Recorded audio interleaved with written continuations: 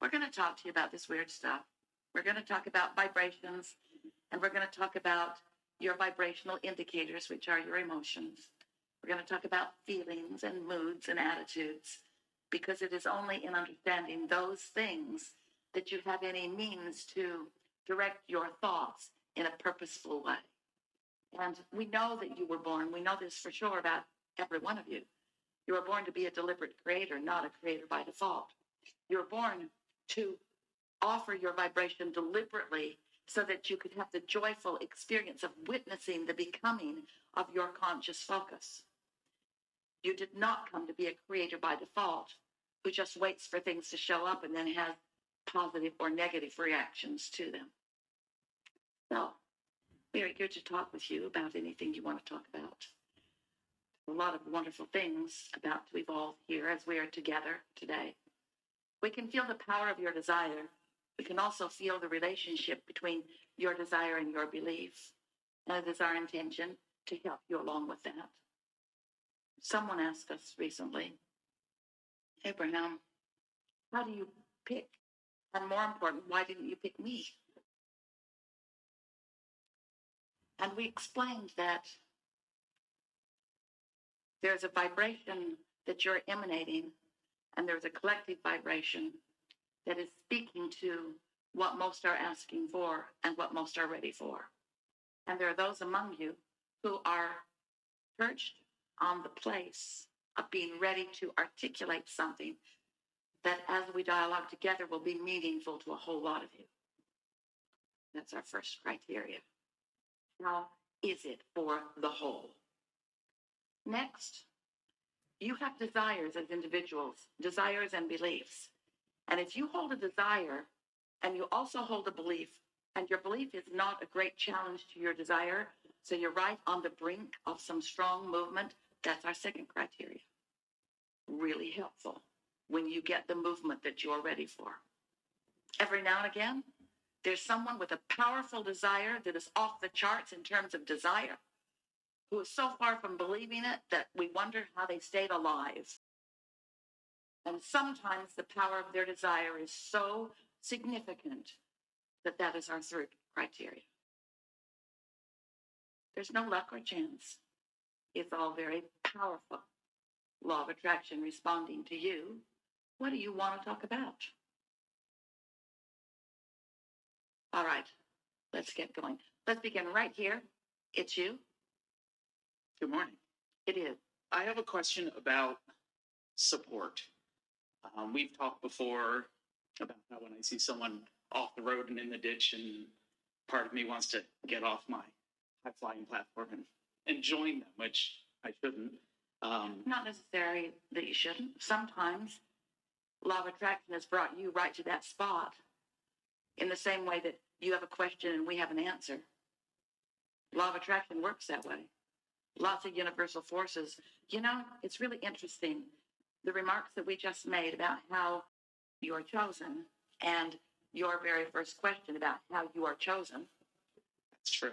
Someone needs something, and of all the people in the vicinity, there is someone who is not just a good vibrational mix for that, not just good at helping in that way, but open and receptive to the call.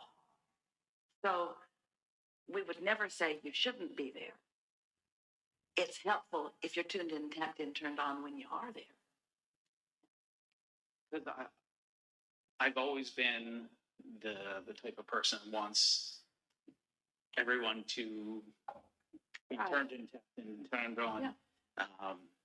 And I find that with my family, you know, I'm always there. I'm always helping. And then there's part of me that wonders. Well, we want to nitpick just a little bit. Being there and being there are two different things. Just because your body's there doesn't mean that you are a vibrational advantage to them. Okay. And unless you have been tending to your own vibration and know what alignment means and are under the influence of your own non-physical resources rather than just knee-jerk responding to things. In other words, the most well-meaning, sticking their nose in everybody's business, meddling personalities in the world, who would say, I'm always there for everyone, we would say, and mostly you're no help at all. We're not talking about you, just a little bit. But if you have this awareness of what's going wrong in people's lives, and you are really a vibrational match to that, then you're not under the influence of your inner being, and you're certainly not in their camp of what they want. You're in their camp of where they are. And when you shine your spotlight on that, and so your help is completely about whether you are tuned into the energy where you have something to give, or whether you are invested in their problem when you have nothing of value to contribute. Really important distinction. Really, yeah. The interesting thing that I find is I live a pretty easy life. I'm always just kind of going with the flow. And you see that as a good thing? I definitely see that as a good thing. You sounded a little apologetic. I know there are a lot of people that struggle. Oh, so you are apologetic. But what we mean is we want to make that distinction is that, you see, you can't get sick enough to help sick people get well. And you can't get poor enough to help poor people be prosperous. And you can't become confused enough to bring clarity to the world. It is through your thriving, which comes through your connection, that you have anything to give. And yet there are a lot of people who are so aware of how they're seen by others that they feel embarrassed when they thrive because they can't be the mechanism that causes others to thrive.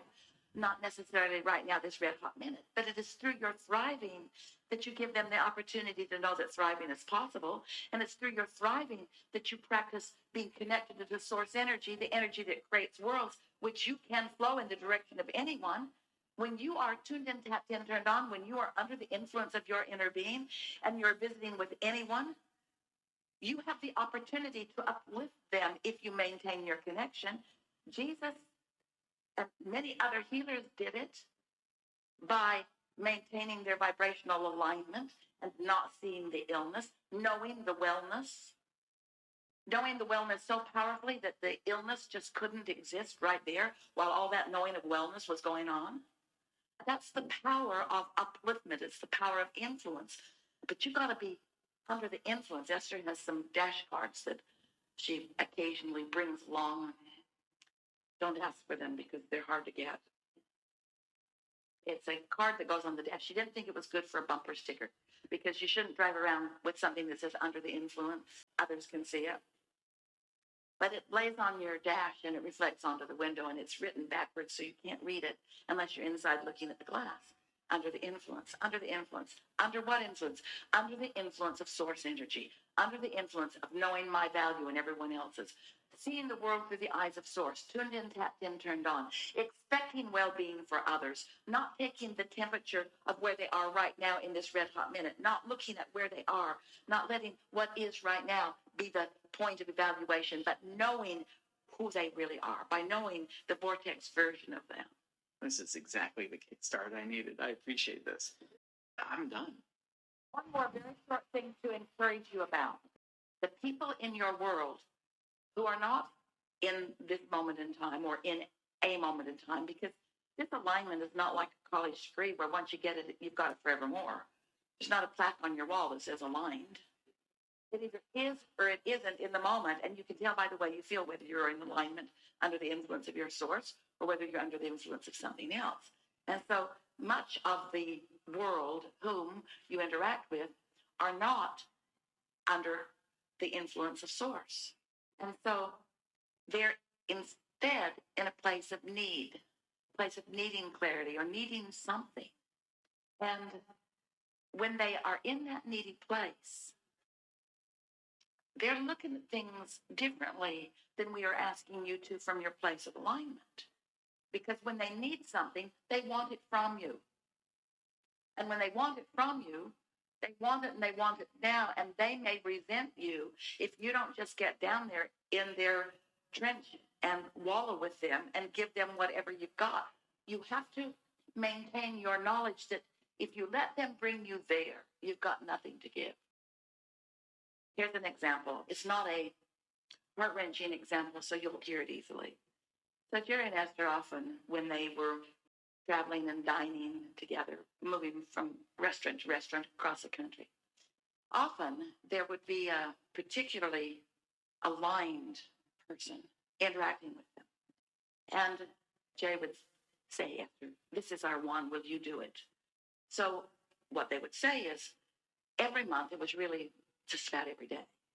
Every month, we have a family tradition where we choose our very favorite waiter or waitress, and we give them something special, and you're it. And then they give them $100 in addition to what they'd written on the tab, just to thank them for their brightness in the world. And there was a particular place in their hometown where they went often, and the word kind of got out. And people started fighting over who would get to wait on them, and it became a little awkward. But another very common thing that happened is someone would come to their table and plead their needy case. My rent's due, and my roommate moved out. Enjoy your meal. We got 2 flat tires this week. I had to hitchhike to work. And Jerry would look at Esther, and Esther would look at Jerry, and one of them would say to the other, or sometimes it was unspoken, they don't get it. They don't get it. The universe responds to you the way you feel. And Jerry and Esther did not want to give distorted point of view. Now hear it. Anytime, knowing what you know, you go to the aid of someone who's not in the vibrational place of letting it in on a really regular basis, and you give them the impression that that's how the universe works, that you will give them what they need. Now, we're not saying don't be kind, and we certainly would not deprive anyone of anything. We know there are times when you just move in and you do whatever you can, and if you're tuned in, tapped in, turned on, you can do it all day, every day, to whoever comes across your path. This isn't about the action. This is about what you're really giving them. Because you really do not want to be someone who says, I do this for you because I see you cannot do it for yourself. That is not the message that you want to give. The message that you want to give is, there are resources. Your opening words were, what was your opening word? About support. Support. There is universal, non-physical support beyond our ability to put it into words. And every single person has direct access to that, and no one needs someone to act as a passer-on of it. But it is helpful when you demonstrate that you figured out how to tap in. And that really is the way that you can be of greatest value to the world. Or give somebody whatever it is they're begging for. Here's $100. Here's a $500. Go get your tires. But this isn't how the universe works. You just caught us at a weak moment. Usually, we never offer up the goods to someone who's whining and complaining, and neither does the universe at large.